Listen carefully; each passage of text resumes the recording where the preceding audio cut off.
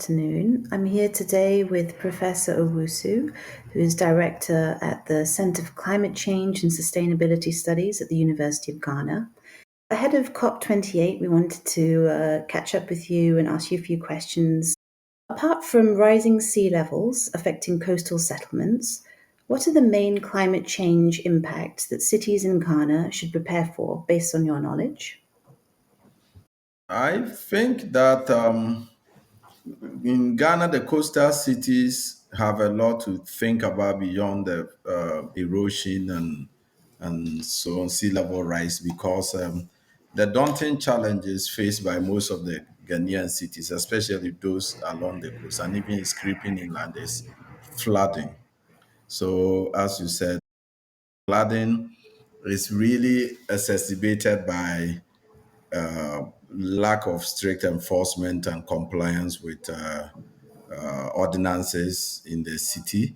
And so people put up structures occasionally where it's not supposed to be. The receptors, be it wetlands, marshes, mangroves, are being built over and decimated. So flooding is a major concern in urban centers. Um, for some work we have done in the past, a little bit of an issue coming in with climate change is also wind intensity. And with that, it's also part of the system's resilience. So it's not too much winds in terms of what you experience in the mid and higher latitudes. But because structures are weak, nowadays when the winds have become a little stronger as a result of climate change, there is a lot of damage to property in the urban setting. So that is one of the things that we should worry about. The last but not the least that I foresee is also water issues, water availability.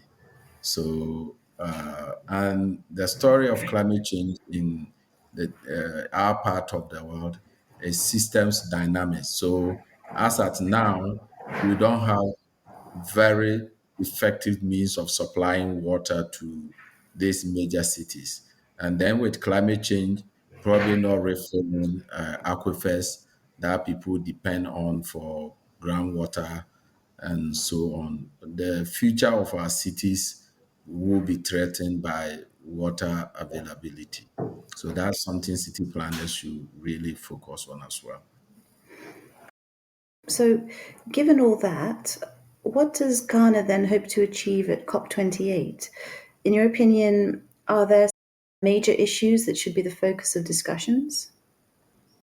Ghana's main focus at COP28, among other things, is to ensure, or Ghana would like to see an immediate operationalization of the lost and damaged fund. What are the mechanisms? How do you assess such monies for local preparedness? And linked to that, part of the discussion where Ghana is also interested is what will such a fund, even if it's operationalized, what will it cover? Will it allow us to build system resilience in our cities, as you asked me about? So, first and foremost, Ghana's prioritization is to see the loss and damage fund operationalized. Secondly, Ghana is also very much an international player and is so much interested in seeing global stock taking so that we will be aware of where we are in terms of global commitments and emission levels in individual countries, making up the global situation to have a fair and equitable assessment so that we can fully implement the Paris Agreement.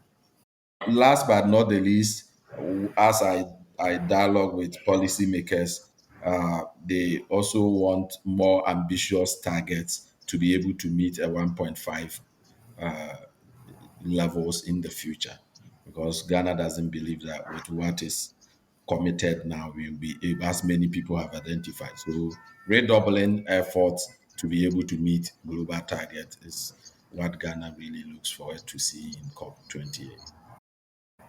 Are there notable climate actions at the local or national level in Ghana that could serve as promising examples for others to learn from ahead of COP28? Yes, Ghana has done a lot with regeneration of degraded landscapes, and so there are a lot of issues with investment in building uh, and enhancing vulnerable landscapes. So, a lot of reclaiming of land in terms of forests that have been degraded, in terms of agricultural support for farmers in a program called the Ghana Shared Landscape Program, where greening of the greater forest is done through the Forestry Commission. Inputs that will help farmers to adapt are given to farmers and supporters. So these are some of the clear initiatives Ghana is supporting, which I think can be upscaled in other places as well. Drawing on your own expertise, what nature based solutions can African cities implement for increased resilience in urban farming and a positive impact on food security? African cities are really behind in terms of urban agriculture and food security, have always relied mostly on the hinterland to supply that. But even that, the supply chain has challenges, transportation, refrigeration. I mean, it's very little to talk about there. Because in the cities, is as I said, zonation has always been a problem. How do you properly zone the city to reserve places that can be tapped into for different purposes? That regulation has not been there. So a lot of to be able to do that will be going back and do restoration, for instance. So I mean, in Accra, we have a challenge of people encroaching on wetlands, on reserves, on green spaces. So I always, as as an academic, tell my student that one of the vulnerability of Africa to climate change is the fact that the other systems that have to be in place are already not there. I mean, how water supply to people doing urban agriculture is non-existent. So can we do that? And then you see a huge jump from traditional farming to hydroponics to greenhouse farming and all that. So there is a disconnect. So I think that for effective solution, the cities have to reconnect with the basis and support the system dynamics. Coastal cities, come and see what the mangroves are being degraded, cut for firewood.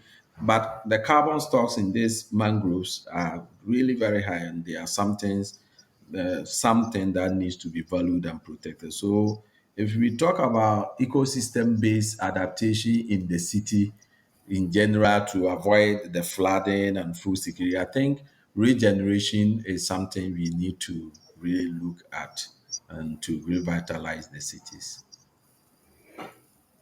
Professor, thank you very much. You are welcome.